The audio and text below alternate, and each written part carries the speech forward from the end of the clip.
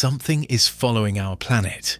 It's not a moon or a satellite or even an asteroid. It's something else, something strange, something massive, yet nearly invisible. Astronomers have debated its existence for over 60 years. Some call it a myth, others say they've seen it. Faint ghostly forms hanging just behind us in orbit.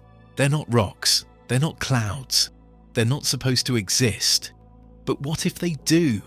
What if right now something huge is silently drifting beside Earth, hidden in plain sight? Our story begins in 1961. Polish astronomer Kazimierz Kordylewski was scanning the skies through his telescope when he spotted something unusual. In the vast emptiness near Earth's orbit, he saw two enormous, faintly glowing patches, so dim they looked like wisps of smoke in the blackness of space. They weren't stars, they weren't clouds, they weren't anything anyone had catalogued before.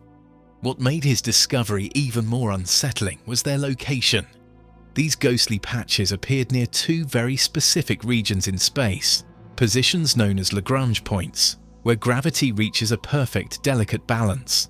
The 2 points Kordylewski observed were known as L4 and L5 in the Earth-Moon system, regions of gravitational equilibrium that, under the right conditions, could theoretically trap cosmic debris. In other words, these weren't random apparitions.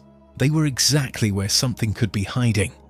Kordylewski suspected the patches were made of dust, massive sprawling clouds of it. He believed they might span over 100,000 kilometers, dwarfing Earth in scale. He called them libration clouds. But soon after announcing his discovery, doubt crept in. Other astronomers looked at the same spots and found nothing. Was Kordylewski chasing a mirage? Had he glimpsed a trick of the light? Or something real that had already vanished? Over the following years, the scientific community split. Some thought the clouds were an illusion. Others were convinced something was truly there. And the deeper they looked, the stranger it all became. To understand the controversy, you need to understand Lagrange points. Picture Earth and the Moon orbiting together, locked in a gravitational dance. Now imagine 5 invisible spots in that system, places where the pull of gravity and the motion of orbit cancel each other out. These are the L1 through L5 points. 3 of them, L1, L2, and L3, are unstable. Anything placed there will slowly drift unless it constantly adjusts its position. That's where spacecraft like the James Webb Space Telescope operate, making regular corrections just to stay in place. But L4 and L5 are different. They form a perfect triangle with Earth and the Moon, and they're stable. Objects can linger there without constant correction. Over time, dust and asteroids naturally gather at these points. In theory, if you placed a small object, or even a dust cloud, at L4 or L5, it would just stay there, locked in cosmic balance, orbiting silently with Earth and the Moon. That's exactly where Kordylewski saw his mysterious clouds. So the idea made sense, at least on paper. But detecting them isn't easy.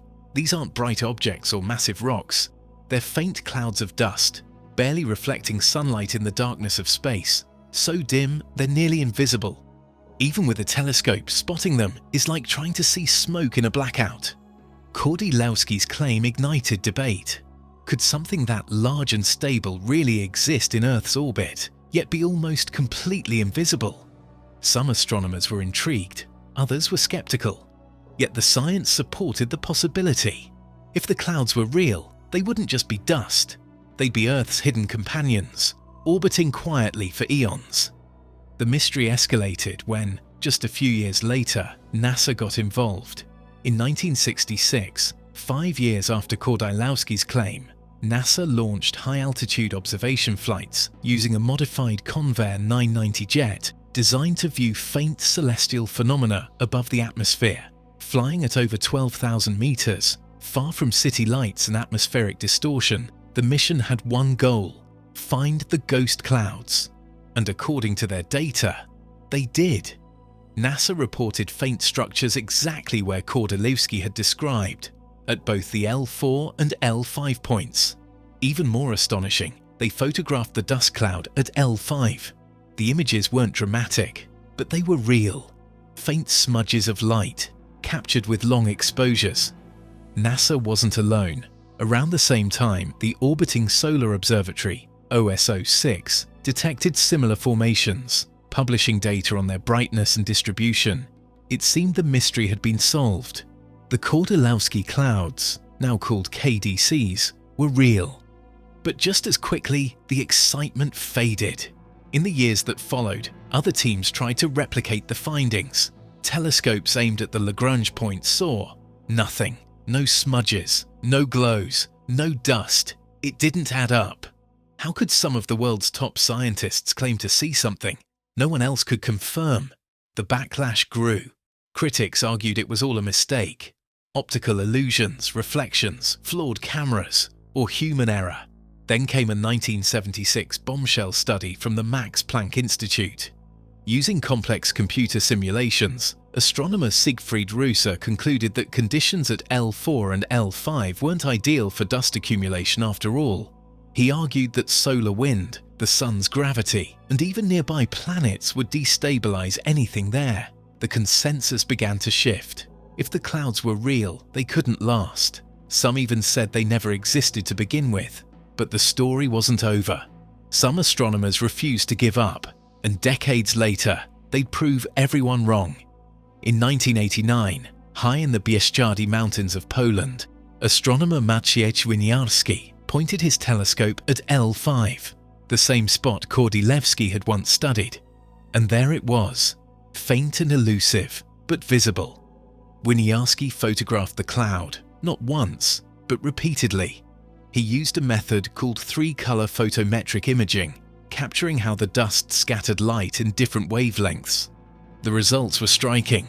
The cloud reflected more red light than surrounding space dust, hinting at a unique composition. This wasn't just ordinary dust. But skepticism persisted. The main issue? Inconsistency. Some astronomers could see the clouds, others couldn't. In 1991, Japan's Haiten space probe flew through the Lagrange points and detected nothing. However, Haiten only passed through each point once. Its sensors were built to detect fast-moving debris, so if the dust was too fine or too slow, it may have slipped by unnoticed.